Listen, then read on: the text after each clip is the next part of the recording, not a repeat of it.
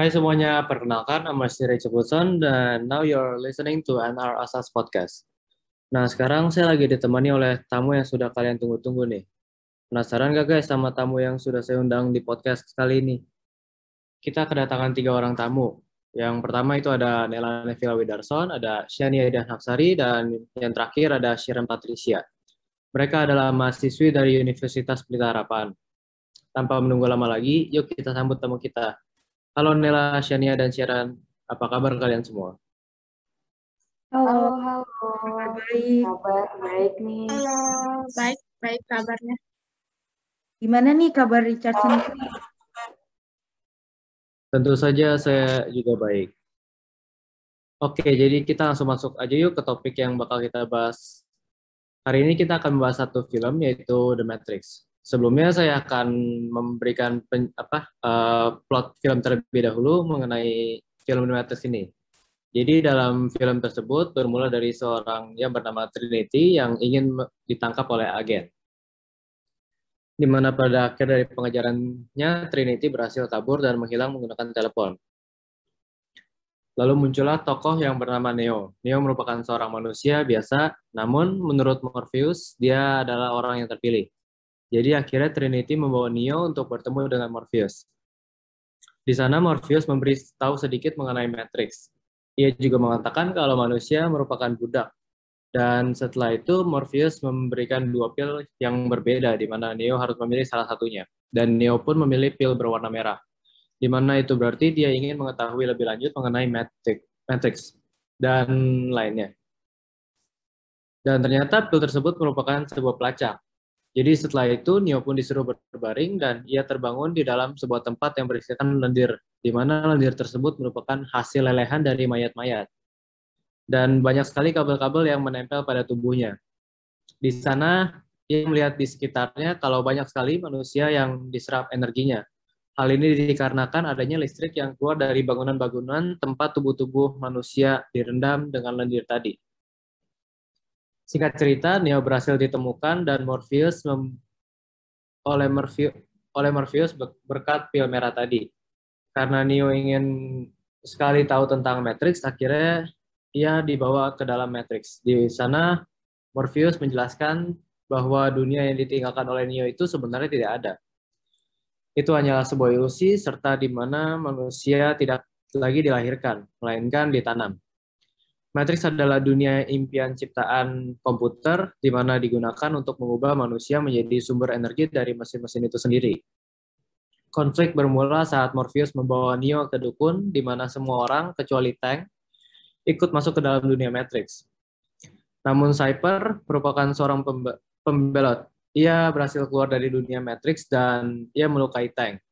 Dan di sana ia mencabut kabel yang menempel di tubuh kawanan lainnya yang masih berada di dalam Matrix, yang mana membuat mereka meninggal dunia. Cypher rupanya bekerja sama dengan agen-agen tersebut. Ia membocorkan tentang kepergian mereka ke dunia Matrix. Namun Tank berhasil bangkit dan membunuh si Cypher. Tank menjawab panggilan dari Trinity dan berhasil membawa kembali Neo dan Trinity. Singkat cerita, Morpheus tertangkap oleh agen tersebut, dan Trinity serta Neo yang tersisa ingin masuk kembali dan menyelamatkan Morpheus. Mereka menggunakan helikopter dan berhasil menemukan Morpheus. Mereka menyelamatkan Morpheus dan kembali ke dunia asli. Namun, Neo meninggalkan dirinya sendirian di dalam Matrix untuk menyelamatkan Morpheus dan juga Trinity dari kejaran agen-agen tadi. Singkat cerita, Neo berkelahi dengan agen-agen tersebut, dan ia pun kalah.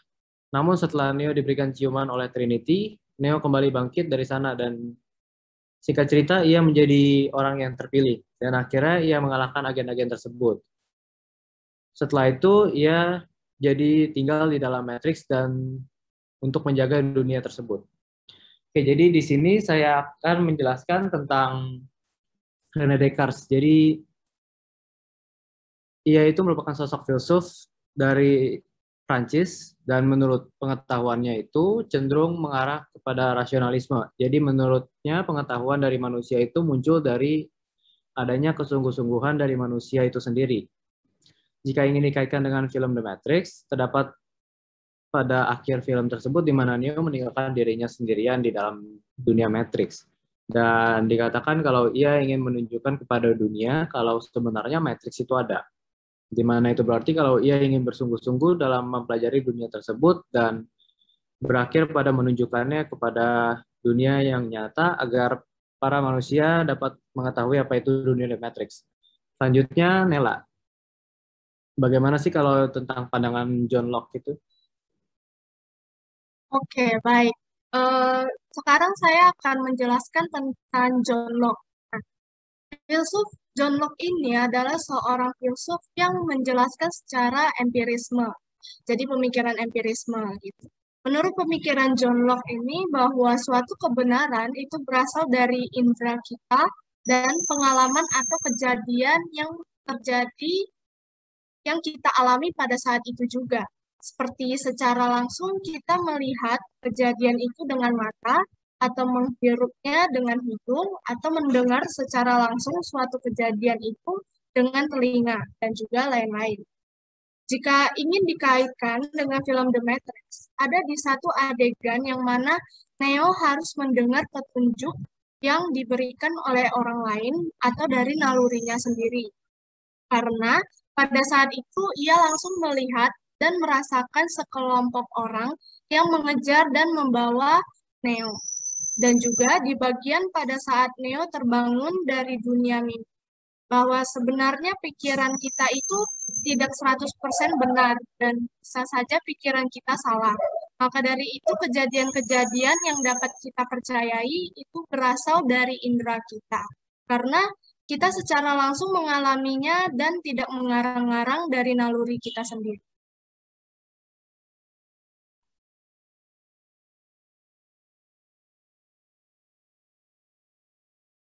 Oh, jadi begitu. Kalau menurut Immanuel Kant sendiri itu gimana sih, Sharon? Oke, selanjutnya saya akan menjelaskan tentang Immanuel Kant. Immanuel Kant merupakan seorang filsuf asal Jerman yang percaya bahwa pengetahuan dapat didapatkan melalui pemikiran empirisme dan rasionalisme. Kant mempunyai definisi tersendiri bahwa metafisika itu adalah hal yang dapat memungkinkan indrawi, sehingga Kant membuat sebuah konsep sintetik a priori yang merupakan kondisi di mana manusia mempunyai semua pemikiran. Beliau menggabungkan pengetahuan yang kita alami melalui panca indera manusia beserta dengan akal. Jika ingin dikaitkan dengan film The Matrix, untuk bagian empirisme dapat diambil ketika Neo bergabung dari tempat yang berisi lendir-lendir dan lendir itu merupakan lelehan dari mayat manusia. Seluruh tubuh Neo dililit banyak kabel dan ternyata Neo mengerti kenapa ada kabel-kabel di tubuhnya. Karena banyak sekali energi manusia yang diserap dari kabel-kabel dan lendir tersebut.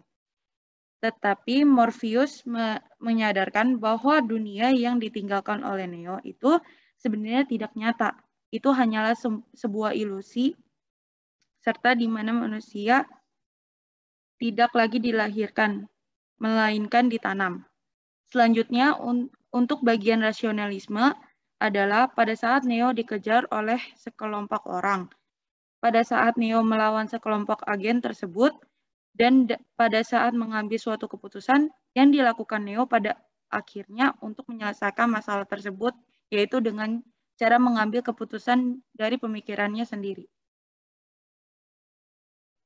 Wah, menarik juga ya, menurut pandangan dari Immanuel Kant itu. Selanjutnya dari Shania nih, tentang Hegel. Gimana sih pandangannya jika dikaitkan dengan film Matrix ini? Oke, jadi saya akan menjelaskan tentang Hegel yang merupakan seorang filsuf asal Jerman. Jika dihubungkan dengan argumen dialektikanya, dalam mencari kebenaran itu terdapat proses yang tentu memakan waktu yang tidak sebentar. Dalam mencari kebenaran, terdapat sebuah tesis atau argumen yang dibuat, kemudian dilanjutkan dengan adanya antitesis, yang merupakan argumen perlawanan yang kontradiksi. Dari tesis yang pertama, karena terdapat perbedaan dalam keduanya, muncullah argumen sintetis sebagai bentuk perdamaian dan penengah dari tesis dan antitesis. Sehingga dari sini kita dapat mendapatkan suatu kebenaran. Film Matrix ini dalam mencari kebenaran di realitanya tersebut tentu terdapat argumen yang dimana Morpheus mencoba menjelaskan kepada Neo bahwa hidup yang dia alami itu tidak nyata melainkan hanyalah sebuah mimpi yang dikontrol oleh simulasi program komputer dan dikendalikan oleh mesin robot. Tentu pada awalnya Neo itu tidak percaya begitu saja. Ia perlu waktu untuk mencerna ini semua secara akal dan panca indera yang dia lihat dan rasakan. Perlu adanya proses dalam mengakui kehidupannya yang palsu bahwa sebenarnya itu hanyalah mimpi. Setelah menjalani kehidupannya bersama dengan Morpheus, Trinity, dan lainnya dengan cukup lama, pada akhirnya ia mengambil kesimpulan bahwa semua yang Neo pernah rasakan di kehidupan itu hanyalah kepalsuan dan sengaja dibuat serta dikontrol oleh mesin robot begitu. Wah, menarik banget ya pemikiran-pemikiran dari filsuf-filsuf tadi. Nah, jadi untuk kesimpulan yang saya dapatkan dari diskusi ini yaitu semua filsuf itu memiliki ciri pandang mereka masing-masing ya terkait dengan pengetahuan dan juga kebenaran. Di mana tadi sudah dijelaskan sedikit mengenai filsuf René Descartes. Lalu juga ada John Locke yang mengatakan kalau kebenaran itu berasal dari indera dan pengalaman. Terus dari Immanuel Kant juga, dia mencoba menggabungkan rasionalisme dan juga empirisme. Lalu dari Hegel yang mana berkaitan dengan argumen dialektika. Masing-masing pengetahuan ini juga diselipkan dalam film The Matrix. Jadi kita bisa sambil membahas film tersebut juga sambil belajar tentang sejarah-sejarah dari filsuf-filsuf itu sendiri. Bagi kalian, para pendengar yang ingin mengetahui lebih lanjut mengenai pengajaran ini, kalian juga dapat menonton film The Matrix tahun 99 ini. Oke, jadi begitulah kesimpulannya. Terus sekarang saya akan menutup podcast ini. Terima kasih untuk Nela, Shania, dan juga Sharon sudah meluangkan waktunya untuk menghadiri podcast ini. Sekian dari saya, maaf jika ada kata-kata saya yang kurang berkenan. Saya pamit undur diri. Terima kasih semuanya sudah mendengarkan podcast LRSS ini. Terima kasih. Thank you. Terima kasih.